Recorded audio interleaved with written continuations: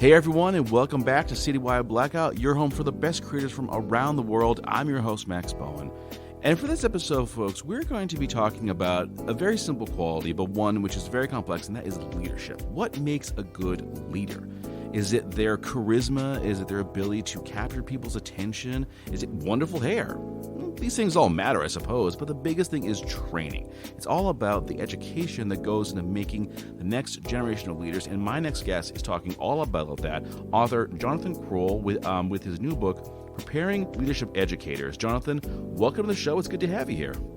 Max, I'm delighted to be here. Thank you so much for this audience or for this opportunity, and I'm so glad to connect with your audience. All right. So now you've been working in this field, which is basically leadership training and mentorship for a long time, about 20 years.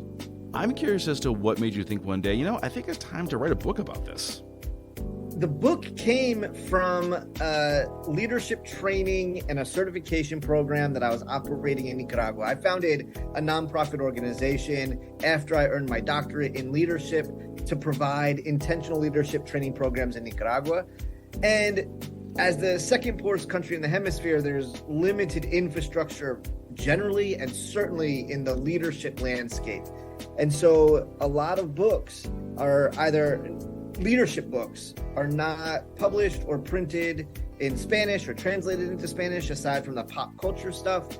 And I wanted to provide my participants with a really deep understanding of leadership so that they can be more effective as leadership trainers and facilitators. And so it started as a workbook and it ended up growing to 330 pages. I was printing it at Staples. I was like, I've got something here. And so I wanted to expand the reach and deepen what I was putting into that workbook, and found a fantastic publisher and stylist, and then got to work. And then it just came out last November 2022. And I'm delighted with the reception that it's had. Leadership educators across the board, from nonprofit organizations to higher education to corporate trainers, are really finding value in the book. So I'm delighted with that. I like how this started as just something you were kind of doing, and then you realized one day, oh, wait, it's actually pretty thick here. I think I might actually publish this. That's exactly right. Yeah, it was, it just grew and grew and grew because I kept wanting to add more leadership theories and more leadership practices and, of course, the facilitation skills. And it became quite a text. And I was like, I think there's got to be somebody that wants to publish this and put it out into the world. Yeah, exactly. Now, you mentioned other leadership books, and certainly there are tons out there and entire sections in bookstores. But I'd like to ask how you think yours stands apart from the crowd. Yeah, well, so it certainly does. And the reason for that is it is comprehensive, as the subtitle suggests. And I include literally dozens of leadership theories and leadership practices. So it's a high-level overview of these leadership theories that it should inform our practice as trainers and facilitators of leadership training and development, and leadership practices, ways that we can enhance our participants' skills and character around leadership. And it is the facilitation skills piece. In fact, one reviewer just commented that the most valuable aspect of the book is that third piece, the facilitation piece, because rarely are those who charged with and responsible for the leadership training and development ever fully prepared to do that work. We're often thrust into those roles because we're a great manager or supervisor or really have strong technical skills, but those don't necessarily translate to training and facilitation skills. And so for me, my calling in this world is to engage in trainer preparation. And this book does that by providing the facilitation pieces as well as the leadership theories and practices. And then another layer that makes this really special is I include, for every single theory and practice, over 45, an experiential activity and my go-to reflective dialogue questions. So if, for example, you're facilitating a training on communication or teamwork or adaptive leadership, you have an overview of those practices and the theory, as well as instructions on how to facilitate an experiential activity to bring that theme to life, as well as my go-to reflective dialogue questions that enables participants to process what they just experienced. And so it really is comprehensive, and it is a practical resource. Okay, you just chucked a lot out there. Certainly, as you mentioned, a very comprehensive book. So this is really more to, as I'm guessing, kind of boost up folks who already work in leadership education. But what about someone who is maybe new to this? Does this book help them? And if so, how? Yeah, it certainly does. And in part, it's because I wrote it in a way that's accessible. And so you can get a really grounded understanding of what is leadership and these dozens of leadership theories and practices and why they matter for us as trainers and facilitators and leadership educators. And so it becomes this practical resource that enables novice trainers to be grounded with the knowledge base and the skills to then facilitate dynamic, engaging, amazing, and impactful trainings. All right. You brought up a point that I want to touch on, which is what is leadership? How would you define that term? Well, I purposefully don't. And so the reason for that, Max, is because there are endless numbers of ways that we can define and understand leadership. We all have a notion of what leadership is, even if we can't put words to describe what leadership is. And so I try to stay away from defining it, because then it comes back to the language that I'm using and the nuance of the language that I'm using. And we tend to then find ways to disagree or argue with the language of leadership. And so I choose not to usually to formally define it, but I do talk about the characteristics, and I write about this in the book, for what makes leadership important or leadership good, or the boundaries for leadership. And so one, leadership is relational. It's not this solitary activity that we're engaged in by ourselves, but that we are in relationship with followers. So that's one aspect. Leadership is also about development. It's about engaging folks to develop others' skills and capacities so that they can create change in their context or in our collective context. And then if we're not engaged in that work, if it's just a transactional experience, or if it's rooted in my position or power or prestige, that's not leadership. And then I also believe that leadership is for good. And this is a debate within the leadership space. Is it value laden? Does it have value? Is it for good, or is it just to create change? Some leadership scholars say that leadership is about creating change, and it doesn't matter if that change is for good or for bad. I tend to believe that it is rooted in doing good, that we don't ever ask for leadership to be bad leadership. For example, if we're hiring somebody for a job, we want them to have leadership skills, meaning skills to do good for our organization. Or if we're electing somebody for public office and they claim to be a different kind of leader, that's suggesting that that difference is good or better leadership than whoever's currently in office, as an example. And so I think leadership is for good as a third component. But in the book, I talk a lot more about the differentiating factors for leadership. Now, you mentioned not really staying away from an exact definition as to what makes a leader. Is that something you kind of learned in your own training? It's been learned through dialogue with other leadership scholars and experts and practitioners and mentors of mine, that we all have this different understanding of leadership. And it's a fun activity to engage with others about how we understand and define leadership.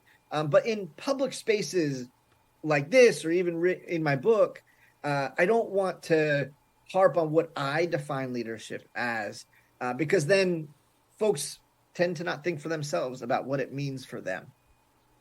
Or they might think, well, I don't meet this very specific criteria, so I must not be a leader, so I failed. That's exactly right. And the other piece, too, is leadership is very contextual. It's rooted in the situation with the exact folks who are in the space and the context of that moment. And so different types of leadership are necessary for different environments, for different times, for different collectives. And so to say that there's a single definition of leadership that expands across all contexts and situations, I think is a little bit overreaching and maybe foolish. Okay. What kind of leadership does this book train for? Is it leader in business or maybe like a nonprofit organization?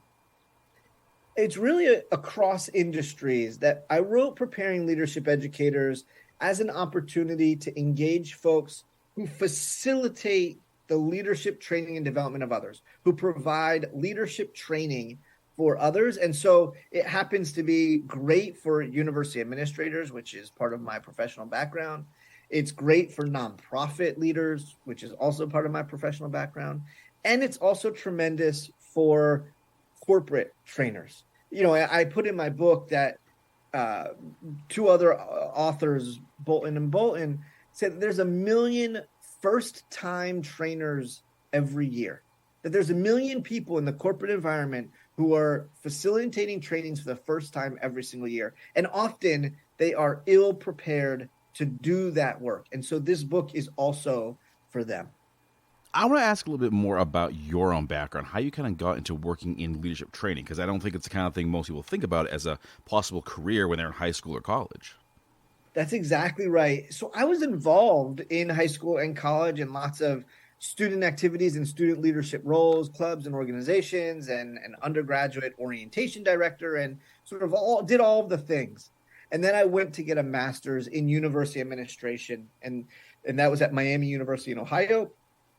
And I had a phenomenal experience because of faculty members in my graduate program at Miami University who were excited about and intentionally exploring leadership from a scholarly lens. And so I had an opportunity to work with them, to be mentored by them, to learn with them. And that informed my own understanding that leadership is something that I could study, that I could become a professional in.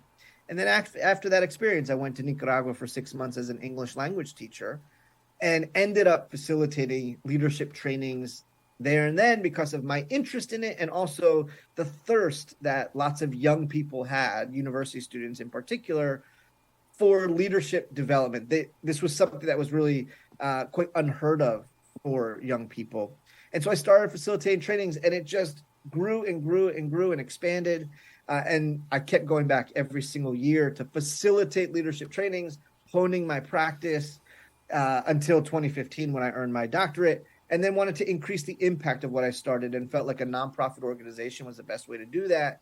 So created the organization Leadership Trainer, and then have been doing this work full time since 2016 formally. And so it was all because of mentors and faculty of mine who illuminated for me that leadership was a space that I could formally work in. And I'm delighted to be here. I'm also now a faculty member, an assistant teaching professor, and the program director of our leadership studies program at the University of Rhode Island. And so I am living and breathing leadership in my nonprofit life and in my faculty life. Let's talk about leadership in 2023, because the world is changing a lot, in terms of what leadership is, what it's all about. I'm sure it's changed too. But what is it like to be a leader in the here and now as opposed to like when you were starting out? It is significantly more complex. There's no question about that.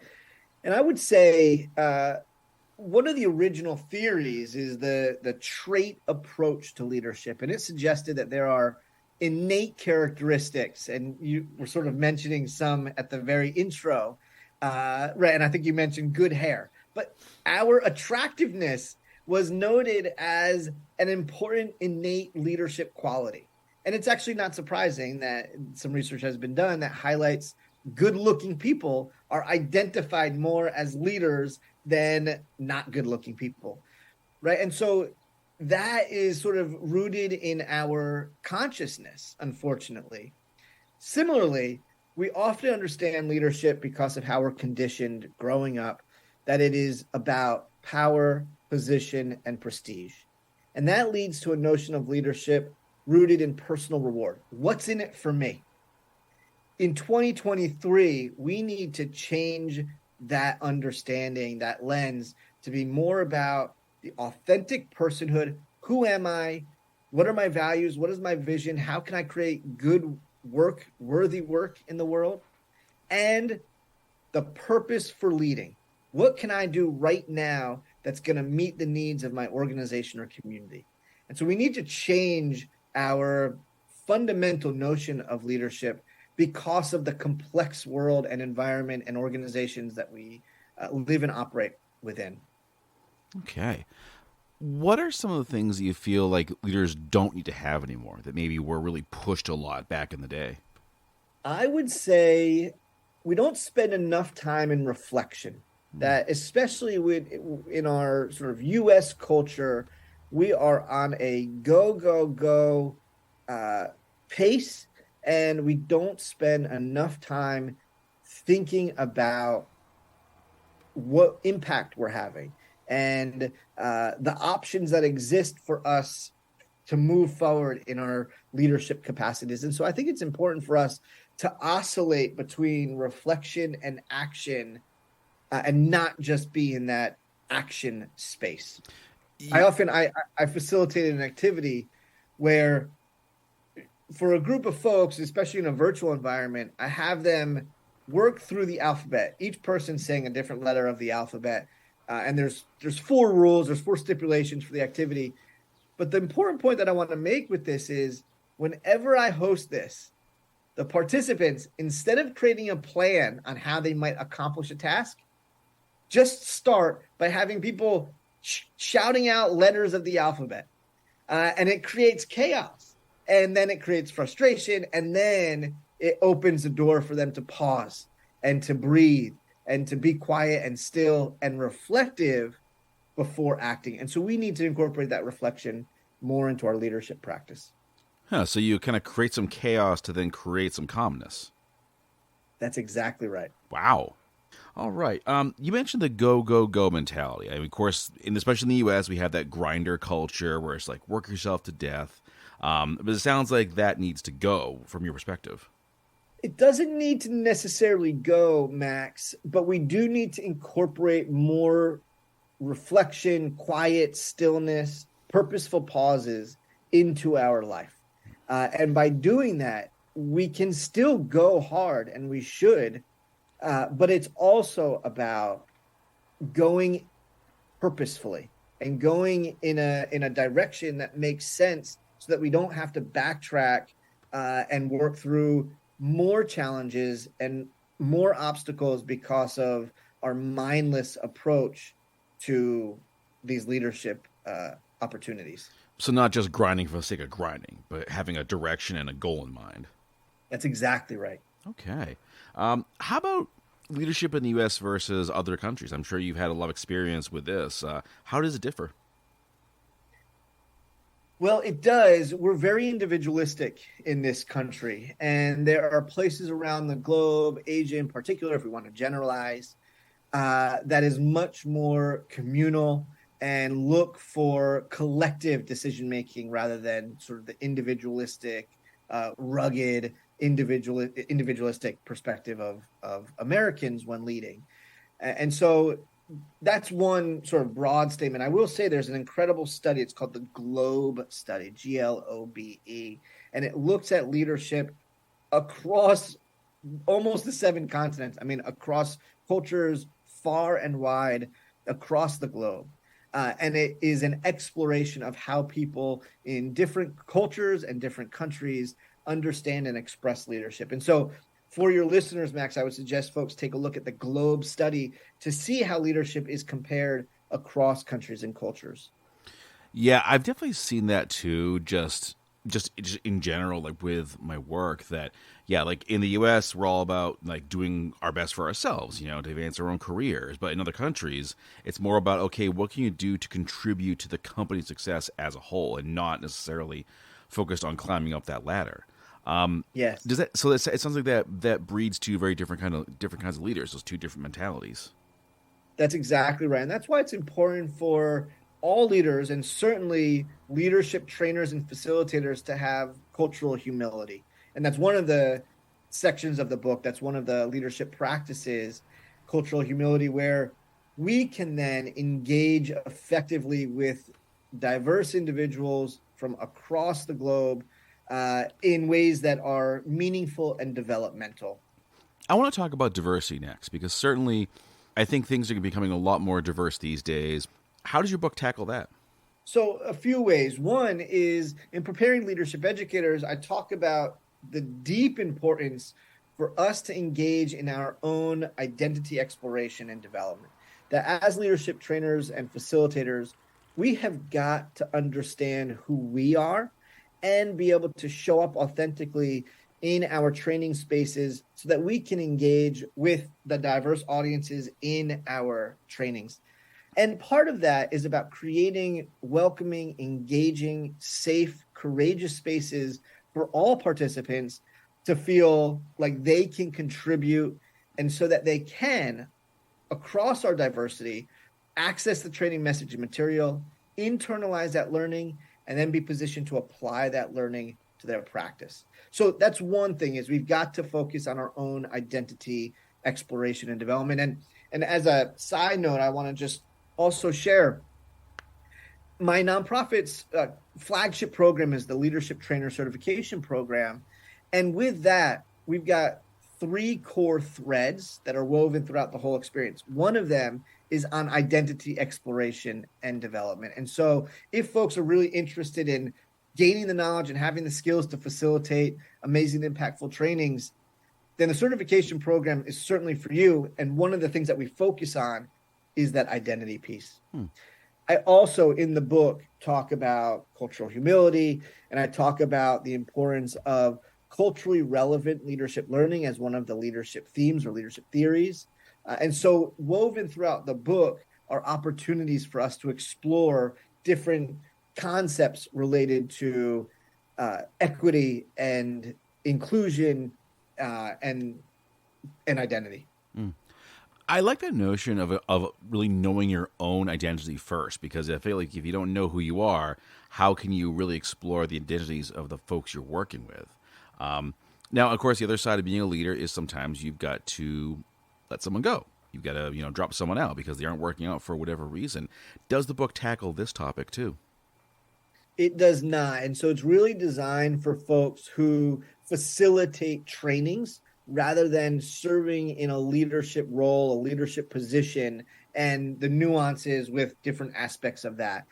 But I will say, I include in the book details on communication and emotional intelligence and these other practices that are really important for us as leaders that we can leverage if we do have to let somebody go or engage in difficult conversations.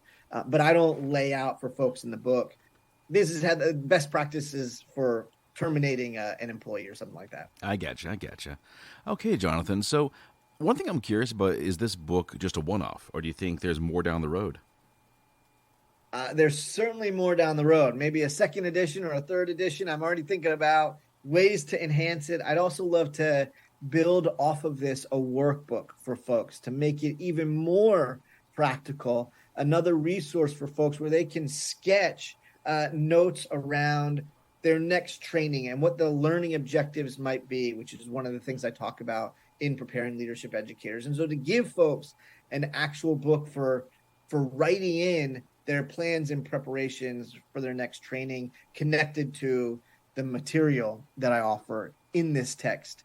And then I've got a couple other books that I'm thinking about. It's comprehensive and it's robust and it's thick and I love it. And I think the field could do with a much shorter version of the book. And so we'll work on that. Oh, sure. The editing process is always killer. Actually, when you were going through this thing, did you wind up taking a lot of things out for one reason or another? I was blessed to not have to, and I kept adding in more and more, and ultimately, publisher was like, "Okay, that's enough, Jonathan."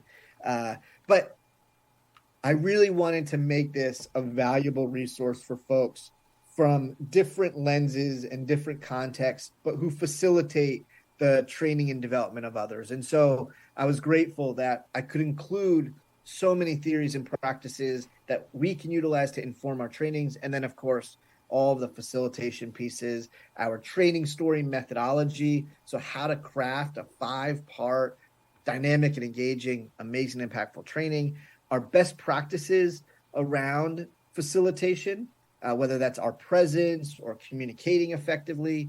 And then, of course, we have a whole section on experiential learning and reflective dialogue, which needs to be the cornerstone of our trainings. Too often, unfortunately, we lean into lecture-style PowerPoint slide deck presentations, and that's just not impactful. We have to create opportunities for our participants to experiment, to be hands-on, immersed in the learning, and that's what experiential learning and reflective dialogue does. Okay. All right. Well, Jonathan, thank you so much for joining me. I really appreciate this. And for the folks at home, if you want to learn more about this, of course, get a copy of the book. It's leadershiptrainer.org. The information is all there. You can learn about the author. You can sign up for his programs. And, of course, get yourself a copy of the book and learn to train the next generation of leaders. And, Jonathan, thanks again, and looking forward to the next conversation.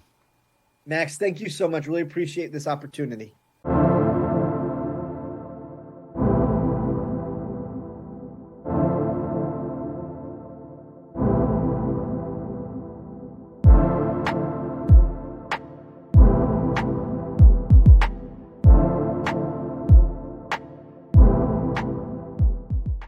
Author Suzanne Marriott joins me to talk about her soon-to-be-released book, Watching for Dragonflies, A Caregiver's Transformative Journey.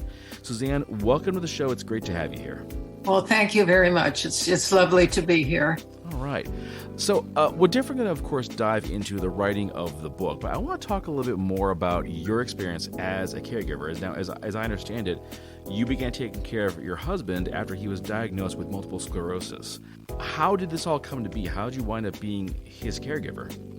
We were married and had been for quite some time. So when he was diagnosed, it was, of course, a shock to both of us. And so it just gradually developed as patient caregiver and as well as husband and wife. So in the beginning, I was just doing whatever I could to support him and to go with whatever the future held for us together. And so it was a gradual process of taking on and accepting more and more of a role of a caregiver. Now, when this happened, did you really know what you were getting into? Were able to do anything to kind of ready yourself for this new role? I had no idea what I was getting into, and neither did my husband. We were just in shock because it all started when he actually collapsed on the job, and we didn't know what was wrong. I was at work at the time, and I got a call from him. He was home, he'd collapsed. And so could it be a stroke? Could it, what happened? We didn't know. So after calling the doctor, I got the message we needed to go to the ER. So I drove home and then took him to the ER. And it gradually just went on from there. We didn't get a diagnosis right away. But the next day we had an appointment with his primary care doctor, who then made another appointment with a neurologist for us. So we were kind of we didn't know what was going on, really. We had a suspicion because the doctor said, well, it could be MS, but it could be something else. So the neurologist, though, pinpointed it very quickly, and we knew. That had to be devastating. My grandmother had MS, and I knew that it was such a change because before she was so very, very fiercely independent, and all of a sudden a lot had to change very, very quickly, really. Well, we could look back and we saw that things that we had been in denial about now took on a different light because he started to slow down when we were in hikes, and suddenly I was in front, and usually he was ahead of me. And so, we looked back and he always made excuses. Well, it's this, it's that, I'm tired or whatever. Oh yeah, I can safely say I'm very much in that camp where it's like, oh, it's no big deal. I'm just tired, or like I worked too hard today or something, and then you can't deny it anymore. It's something a lot more serious. How did he take the news? How did he take this very, very major life change?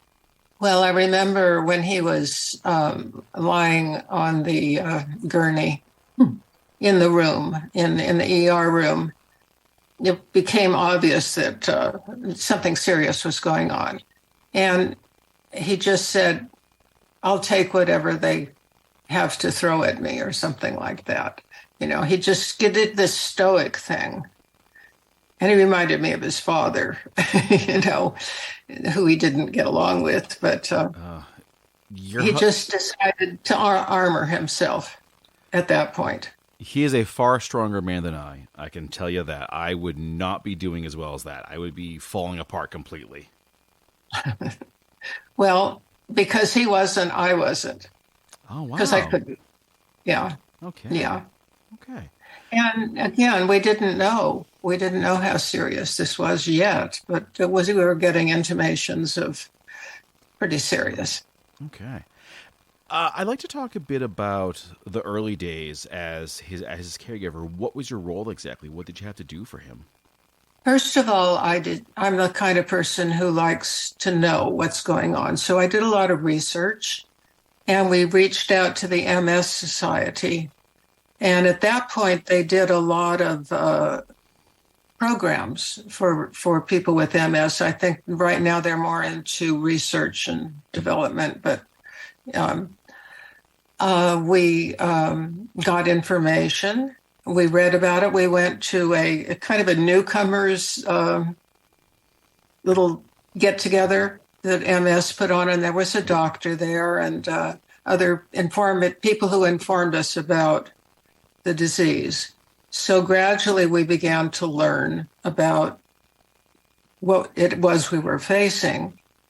And it also involved a lot of paperwork. So a little bit further on down the line, I was, of course, the one to fill out all the forms and apply for disability and things like that.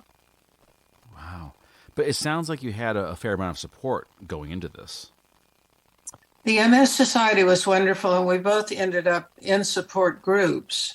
Mine was for caregivers, and he was in 2 support groups for people with MS. And these were terribly supportive and helpful because we got a lot of information, but also a lot of sharing and just learning from other people. How do you think things would have been different if you didn't have the MS Society around to help? Well, we would have kind of been in the dark a lot longer. I mean, the doctors were helpful, especially the neurologist, but, you don't see them every week. So we did live in the Bay Area, across the bay from San Francisco. So there were a lot of places to get information through San Francisco, UCSF, University of California, San Francisco Medical. Our HMO also had a library. But without the MS Society at that point and what they did provide for us, it would have been much more difficult. No doubt. No doubt. All right, then let's talk about the choice to write this book. And this book essentially chronicles your experience as a caregiver. Not only that, but also how you sort of grew as a person throughout this process. I'd like to start with the choice, though, to write this book. What happened that made you say, you know what, this has to be out there for the world to see? Well, my audience, the people I hope to reach, are other caregivers and anyone really who's facing a life-changing crisis. Because I think my story is broader than just caregiving, although that's huge. But basically, it was an amazing upheaval in my life and in his life, our life. And so my hope is that by writing this book and getting it out, I could inspire and reach other people, caregivers and people undergoing emotional and life changes. Was this your first time writing a book? Yes, the first actual book. I've done a lot of writing. I was a grant proposal writer too. And I think I've always been writing, from the time I was a kid, writing in my diary. And so I loved writing. I loved reading. So for some reason, and I don't know why I did this, but over the course of those 10 years, I kept journals. I had 12 journals altogether, and they were very detailed. I have lots of dreams in them and all kinds of growth type incidents and so forth, insights I got through therapy and so forth, as well as everything he was going through and all the medical visits and the hospital stays that he was in. So I was in therapy at the time, just for support. It was a Jungian-based therapist. So as I was taking my journals into her, I was reading some of the entries after Michael died. She said, I think if you turn these into a book, they could help other people. So that was the impetus. I'm so sorry to hear he passed away. Yes, it was 10 years. But yes, he did pass away. I'm sorry. I'm really sorry. Thank you. Writing a book like this, sharing this part of both your lives, obviously it's a very personal thing. Did you ever hesitate when it came to sharing certain aspects? Well, I decided at the beginning to whitewash nothing because I made mistakes. And if I were going to reach other people, these other people are human. They're going to make mistakes too. And I didn't want to present myself as being perfect and knowing everything because I wanted to encourage people to learn from their mistakes, accept their mistakes, learn from them, and go on and have faith in their ability to persevere and to meet the challenge. So I even went into our conflicts. Before Michael was ill, we had lots of arguments, like most couples do, power struggles. So I went into all that. And my book shows how through this crisis, we actually grew closer together and our intimacy grew. And we had learned to have more trust and acceptance.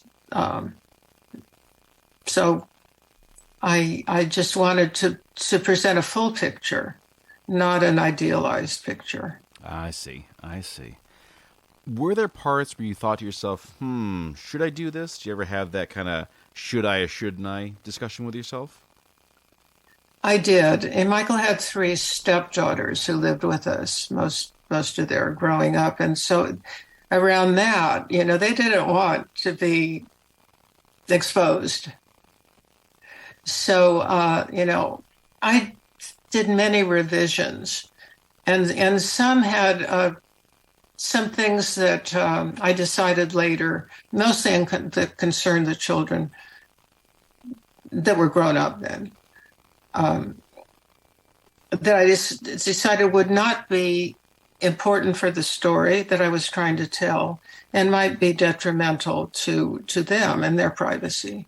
So that it was more that I was hesitant and had second thoughts about the peripheral people, actually. Yeah, of course, because being a caregiver, it's not just a one-on-one thing. There's other folks involved. Relationships can change. There can be challenges. I'd like to ask a bit about your personal life. I mean, you go from, you were both working. It sounds like you had a very active life. You traveled a lot. That all comes to, let's face it, a stop because this new role. How did you adjust personally? Like, did you find yourself losing connections? One of the things we decided early on was continue doing the things we loved the best we could. It was how we were going to do it. So we did a lot of adapting, and MS was gradual for Michael. So he began walking with two hiking poles because we'd been hikers. So that really got, we couldn't hike like we used to, but he would go to places and see how far he could walk without getting too tired, when he had to turn around. So he would test his boundaries. And then at one point, we bought a very small RV secondhand, a little Winnebago Lacharo. And Michael was still driving and using hiking poles. Wasn't yet in a wheelchair, which was later on. So we still could travel. And the thing was that when he got tired, there was a place for him to rest.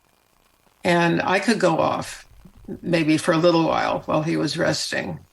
And so we found that by then he had disability status, and the state parks have wonderful accommodations. And we went up the whole coast of California because we lived in Northern California, and had a very nice time. But we did have some crises along the way. And fortunately, we had our home on wheels. That's so great. I love that you were able to maintain that, because it sounds like you two were a very like travel couple. You went to different places. You love to hike. So it's great that you got to keep that going. That sounds like it was really a cornerstone of your lives. It was. We were very active. We would backpack in to places and camp. And we got into mountain biking. We got quite good at mountain biking. And I don't know if you know California at all, but Lake Tahoe here is a beautiful natural lake. And there's a trail high above called the Flume Trail that used to be a flume for during the mining days, held water. It's now a trail for biking. It's quite rigorous, and we were able to do that. So we were very active, yeah. Yeah, I am feeling very inconsequential in this moment now, hearing about all the things you do. It's like, I got to get out more and do more stuff, because you just kept right going, didn't you? We did as much as we could for as long as we could. Okay. Yeah. All right. Going back to the book, how did you know when it was done? Because I know the editing process can be just as long as the writing process. The go-backs and the reviews and the one more times and one more times. Well, I wrote this book over, I think, 15 years. Yeah, it was a long time before it was actually published. And it went through many, many revisions. I worked with two different developmental editors. And originally it was Michael's story, because I was so involved and focused on Michael. At one point I decided, well, this has to be my story. And people would say, is this your story or Michael's story? And I didn't know for a long time. First it was Michael's, then it was ours. And then I realized, well, I have a story here. And my story could help other people who were in a similar situation. So that's became my focus. And I think that was a good choice. Oh, definitely. Definitely. How about the editorial process? You worked with, I think you mentioned you worked with a couple different editors. What was that process like in terms of the back and forth?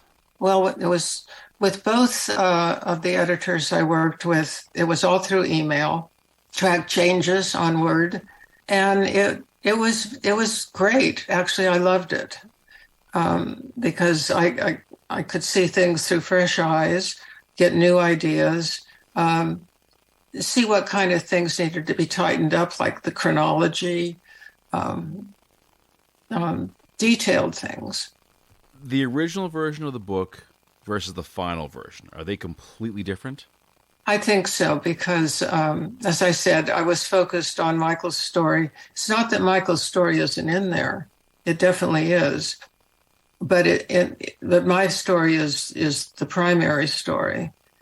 And because we were so close, it's also the story of a couple's story, as well as the story of the progress of the disease and how it affected him. I'd like to ask, how would you say your relationship changed over the course of Michael's disease? Well, one thing I realized early on was that these power struggles and arguments had to stop because he was more vulnerable, and he could go into an exacerbation, which is a weakness and it's like a crisis, and a new symptom emerges that doesn't ever go away. And so I realized that I needed to be less reactive and more responsive.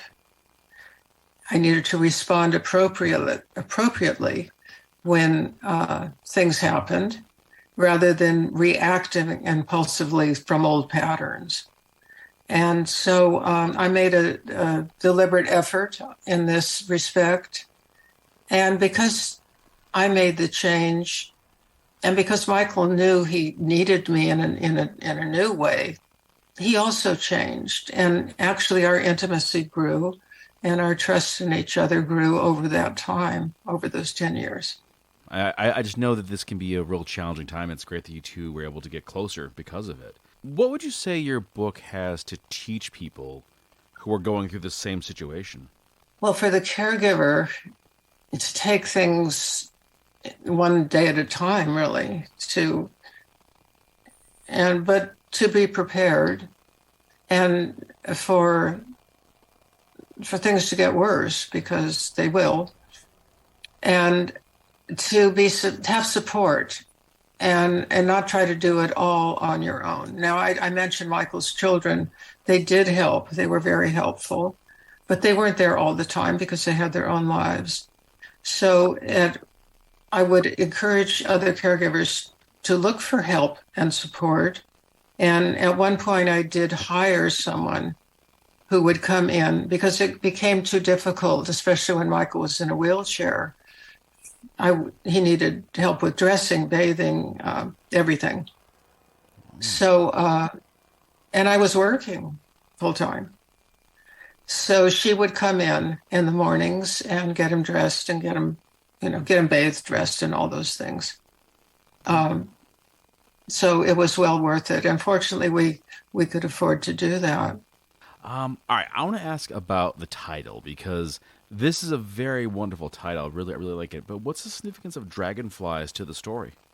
Well, as I said, we had that RV.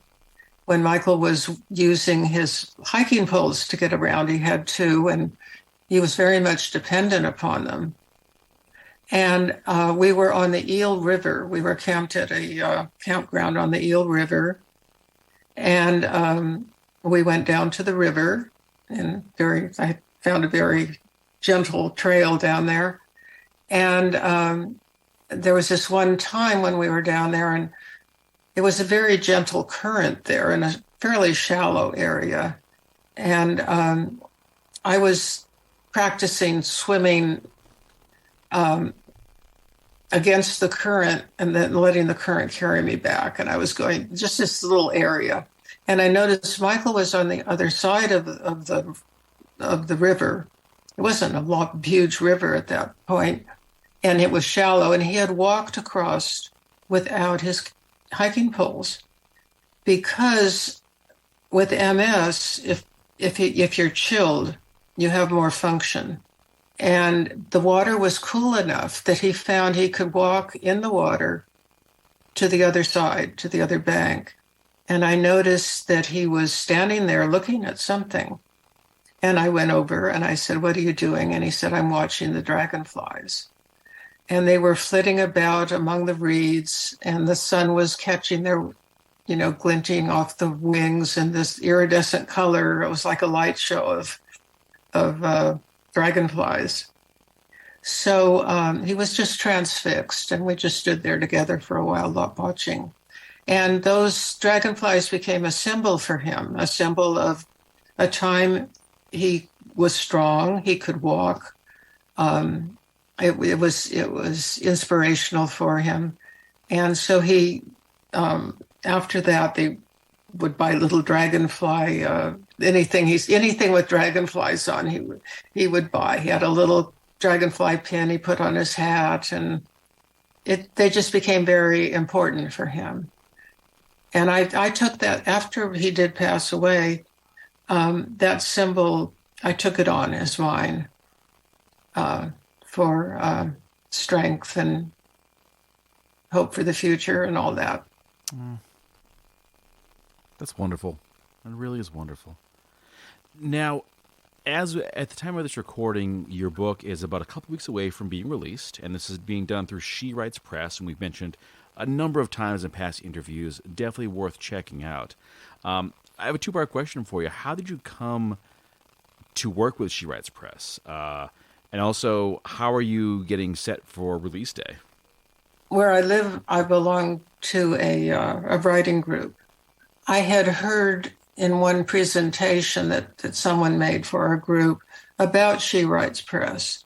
And I just kind of, squirreled away that information. I did try, I made some attempts to find an agent or to reach out directly to publishers. But that wasn't moving quickly enough. And I know that even, famous authors in the beginning have maybe hundreds of rejections. So I just thought, I don't have that much time. I want to get this out there. And I spent so long writing it. So I looked into She Writes Press, and they just look like a wonderful way to go. They are competitive, so I had to be accepted. And they've been very supportive, and they just, it's a hybrid publisher, so they just shepherd you through this whole process, which I could never have done on my own, and got the book out. All right. And I absolutely love the cover art. The cover art for this thing is just beautiful. Who designed this? Well, they have several designers they work with. And so I got several possibilities of covers. And then I could give them feedback. Well, I'd like a little more of this or a little more of that. And so of the maybe 6 or 7 possible covers, and this was all, through email and online and so forth, I chose the one that you see. And I really like it. I think it's lovely. It definitely is. It definitely is. Now, as I mentioned at the outset of this interview, down the road you would have your own medical challenge when you received a cancer diagnosis. I'm just sorry you had to go through that, especially after going through your husband's condition too. But I do want to ask about how you faced that, having gone through a similar situation already once before. For some reason, I just knew that I was going to get through this. It was a shock. And I was working and almost immediately retired. I was then a full-time grant writer. I had been a teacher for my school district. And so I was writing grants, proposals for them very successfully. And they gave me the choice to continue while I was being diagnosed and, deciding what would be next, or stopping immediately, retiring. And actually, I had read an article about how important it is to just stop your life and focus on yourself if you can. Stop your work life. And I was able to do that. And other teachers were wonderful. They donated besides using my own sick leave, many donated theirs. So I did get credit till the end of the year. Mm-hmm. And I also did a lot of alternative work as well as the allopathic.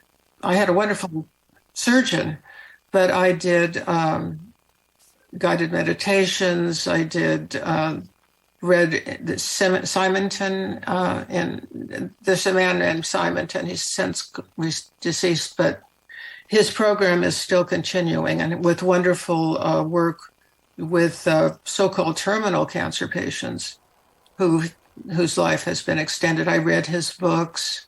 I went to a healer. I'd been when I was a child, I'd gone to Christian Science Sunday school. I went to Christian Science practitioner. I mean, I did hypnosis. And I had also been studying Tibetan Buddhism, so I did a lot of meditation with the medicine Buddha, the blue medicine Buddha.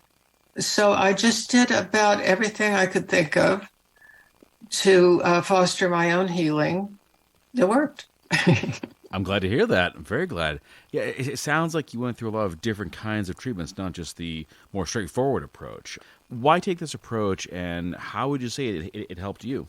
Well, I had studied transpersonal psychology. I have a master's in transpersonal psychology, which I had done several years before Michael was diagnosed. But this really gave me a foundation in transformational work and in knowledge of various spiritual practices, as well as psychological insights. So I had a background in this kind of thing, and I'd always been interested in spirituality and read all kinds of books. And I had been gone rather deeply into Tibetan Buddhism prior to all this, and that's carried over. It seemed the natural thing for me to do at the time. Well, I'm glad it worked. I really am glad it worked. And I had a wonderful surgeon. And that helps too, of course. Yes. Yeah. Props to the other doctors out there every time. How are you now? I mean, like, this is obviously a really intense journey you've been on. How would you say that you've transformed from it? After the surviving cancer, I had a new sense of self-worth, a new sense of my worth based on intrinsic self-worth rather than how well I was doing as a caregiver for Michael. I realized that, well, that aside, I have a right to my life for myself. That was an important transformation. As Michael's needs increased over the time that he was ill, I became more assertive, and there were some medical situations that were not right that I had tackled head on and changed, made right. So I grew in assertiveness. I grew in self-confidence. I knew skills. I did things that an RN would usually do towards the end at home. So all those changes were positive, I believe, carried over. So, Suzanne, what is next for you? The book is out pretty soon. Do you think you'll be doing another one?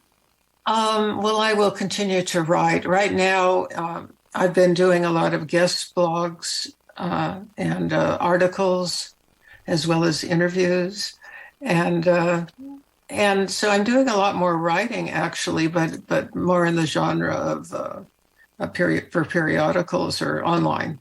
I did have wonderful coverage, though. It's Spirituality and Health magazine. I'll mention that.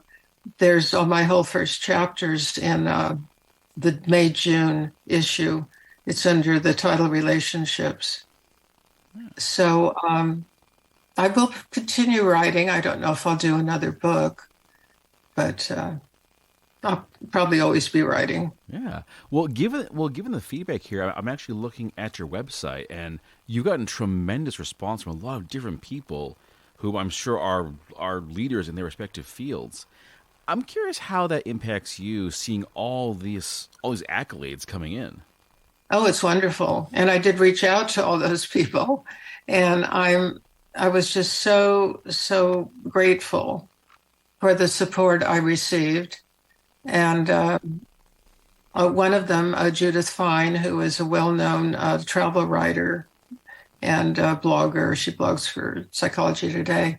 I had taken several travel writing workshops from her. So, but that had been quite some time ago. So reaching out to her and getting her support and reconnecting with her was wonderful. So all the people that supported me have just really been a gift, a wonderful gift. Looking back on this journey from when you got Michael's diagnosis to where we are now, how do you feel about this journey that you've been on? Well, I have mixed feelings. In many, many ways, the journey was positive, and the growth I've mentioned and our increased intimacy and trust and connection. But of course, I miss him very much. And I did get into after-death communication, and I feel he is close to me still. I went to the Monroe Institute. I don't know if you know about them, but they do what's called hemisync, and it's a way of reaching different levels of consciousness. That was healing. I went to mediums. I did all kinds of things. But after Michael died, there were many synchronistic events that happened, and dreams through which I felt connected to him. So he seemed very present. And my book talks a lot about that, how we connected and how I felt about it. Well, Suzanne, thank you so much for talking to me. I really appreciate it. And for the folks at home, June 6th is the release date. You go to SuzanneMarriottAuthor.com. It's all there. You can pre-order this thing. If you listen to this after June 6th, buy your copy. Get it now. And, of course, leave reviews. It helps everyone out. And, Suzanne, thank you again. I really appreciate the time. Well, thank you. I so much appreciate your time and having me here. Thank you. And that brings this episode to a close. Thanks to everyone for listening, and be sure to follow the show on Facebook at Citywide Blackout and Twitter and Instagram at CitywideMax. You can reach me at citywidemax@yahoo.com to suggest a guest or submit music for the Blackout Collection playlist. You can find the show wherever you check out your favorite podcasts, and new episodes are aired every Saturday at 10 p.m. EST on Boston Free Radio. That's all for now, and I'll see you next time.